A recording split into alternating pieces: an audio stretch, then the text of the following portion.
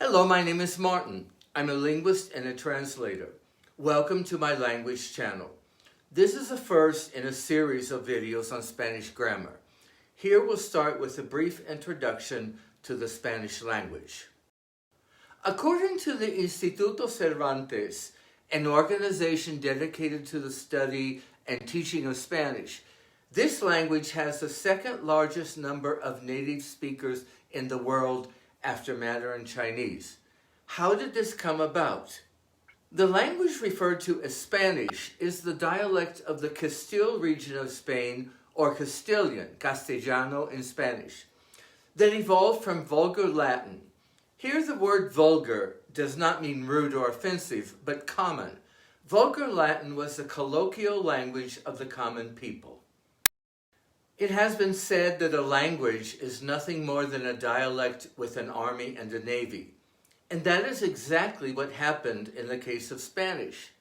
In the 15th century, King Ferdinand of Aragon and Queen Isabella of Castile unified the various regions of Spain and imposed the Castilian dialect as the national language. From that time until the fall of the Franco dictatorship in the 20th century, the other regional dialects had to take a backseat to Castilian and were suppressed by the ruling governments in Madrid.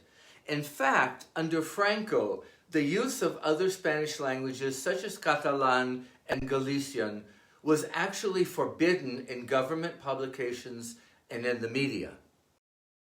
The speakers of the non-official dialects and languages of Spain continued to use their own vernacular informally and used the national Spanish language as required.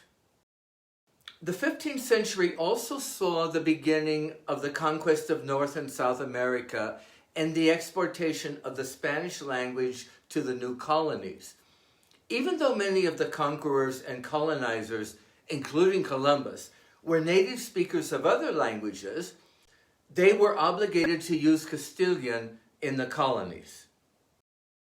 This was also the time of the Renaissance and the shift from Latin as the official language of European nations to the use of local vernaculars. In 1713, the Royal Spanish Academy was established to standardize and ensure the stability of the Spanish language. Unlike English, which has no governing body and thus no standardized grammar or spelling, Spanish grammar and orthography are the same throughout the world, thanks to the Royal Spanish Academy. Once authoritarian and prescriptive, it is now affiliated with 22 national academies of other Spanish-speaking countries, including Puerto Rico and the United States, and publishes dictionaries and grammars that reflect the vocabulary and usage of the entire Spanish-speaking world. We have already mentioned that before its transformation as the world's second language, Castilian was only one of several regional dialects spoken on the Iberian Peninsula. With the exception of Basque, these dialects all evolved from the Vulgar or colloquial Latin that was used throughout the Roman Empire. How did this happen?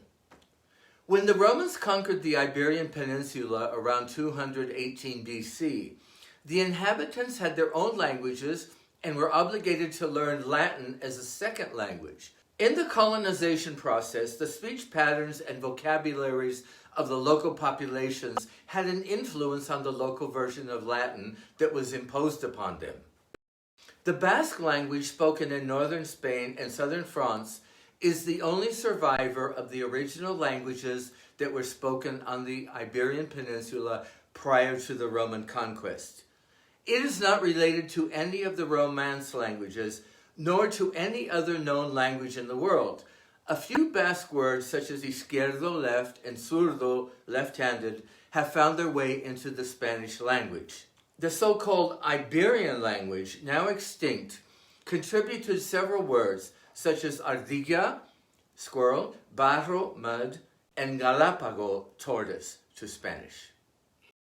For the next 2,000 years, while classical Latin remained the language of a small handful of elite scholars and the ruling classes, Vulgar Latin was allowed to evolve according to the ever-changing uses of the populations. Until recently, most people did not travel far from their own towns or villages, and the speech of each region evolved slowly on its own over time.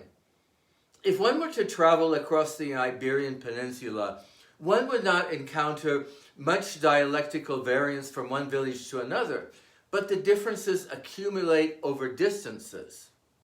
The modern languages that evolved from Latin are referred to as Romance languages. In addition to Spanish, the most widely spoken Romance languages are Portuguese, French, Italian, Catalan, and Romanian. According to Ethnologue, an annual reference publication that provides statistics on world languages, there is 89% lexical similarity between Spanish and Portuguese, 82% between Spanish and Italian, and 85% between Spanish and Catalan.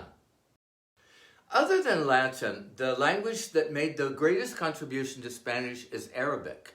From the 8th century until the 15th century, the Iberian Peninsula was under Muslim rule. During that period, thousands of loanwords such as aceite, oil, aceituna, olive, and almohada, pillow, entered the Spanish language from Arabic.